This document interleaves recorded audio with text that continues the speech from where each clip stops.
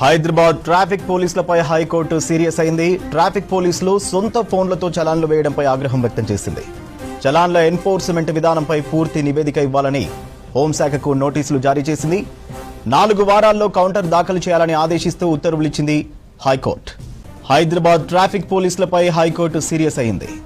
Traffic పోలీసులు సొంత ఫోన్లతో చలాన్లు వేయడంపై ఆగ్రహం వ్యక్తం చేసింది. చలాన్ల ఎన్ఫోర్స్మెంట్ విధానంపై పూర్తి నివేదిక ఇవ్వాలని హోంశాఖకు నోటీసులు జారీ చేసింది.